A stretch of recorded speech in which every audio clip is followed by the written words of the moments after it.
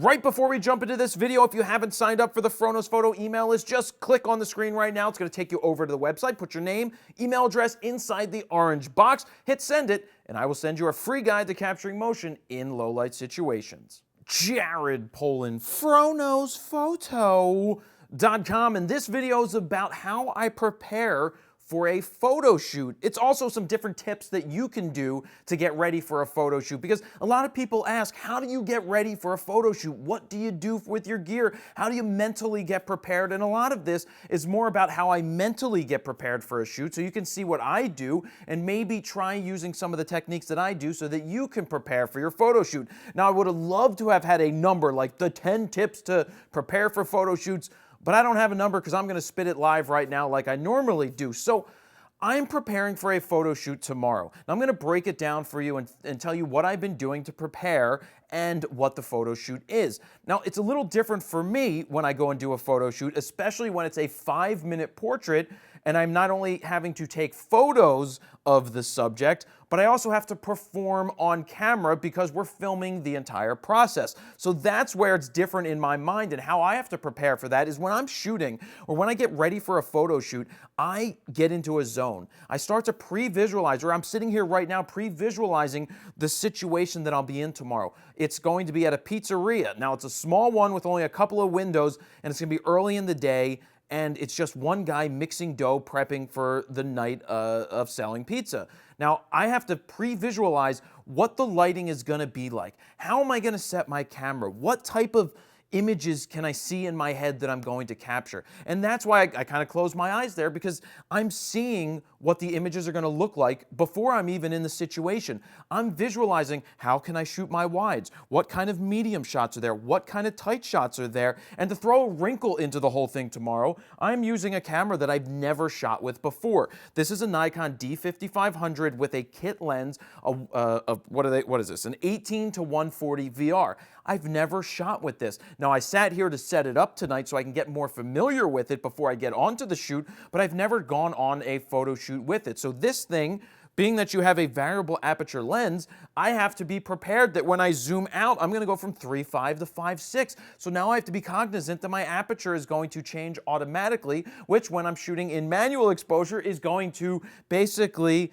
mean that I have to change my shutter speed to counteract the aperture shutting down to 5.6 from 3.5. That's more than a stop. So now I have to figure out, well, if it was at X shutter speed, it should be at Y shutter speed now. That's one thing going through my head. So other things are not only being familiar with the gear that you're using. That's a simple one. What gear are you using? Do you understand how to use it? If you're renting gear, have you played with it? Have you set it up so that when you get on your photo shoot, you're familiar with different things that are there? Like something I found in this camera that I didn't realize is there, is that it has Wi-Fi. So I have the app on my phone already from the Nikon D750, and it works with this D5500. So that got me thinking, what could I do? So then I went ahead and made a note to myself, don't forget to shoot with the Wi-Fi, because when I get in the zone to shoot, I may forget to do something. I may forget something unless I take a note. So write a checklist of things that you need. Make sure all your batteries are charged. Make sure you have everything in the bag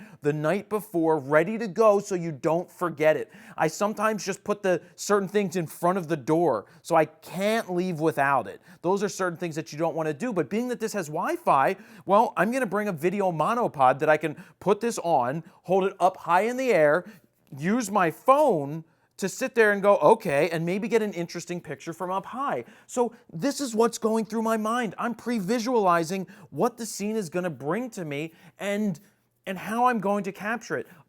So when you get into the situation, you're ready for it. That's so important, that when you think, you don't just walk into a shoot and be, okay, I'm here. Now, I love doing that. That's fun, being put into a challenge to do that. But when you have time to prepare, that's good. So for me to get prepared for tomorrow mentally, I am thinking that I am the photographer. I have to shoot photos. But I'm also being filmed by Steven and Todd, so I have to also talk to the camera from time to time.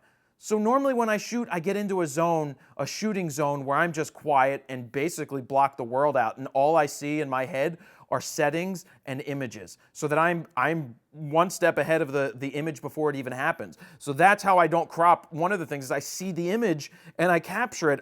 It's just something that my brain is trained to do. I don't know why. It is what it is. But But so I've got to shoot, I've got to perform on camera, and then I also have to make sure I get good shots.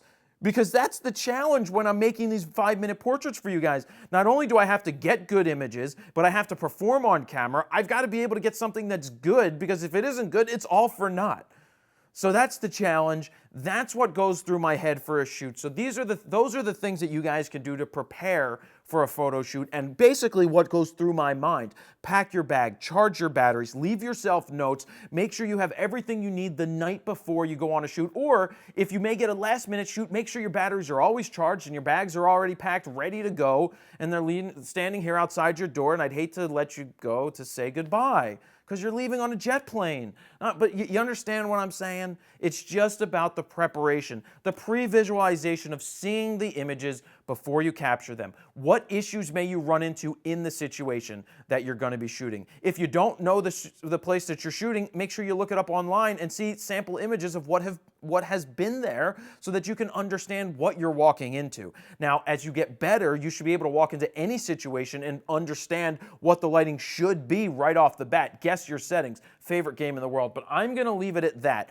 This is what's going through. This is a brain dump for what goes through my mind before a photo shoot.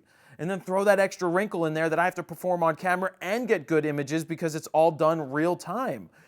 That's what goes through my mind. So that's it. What other things did I forget? You guys leave them as comments down below if you have them. And that is where I will leave it. Jared Polin, FroKnowsPhoto.com. See ya.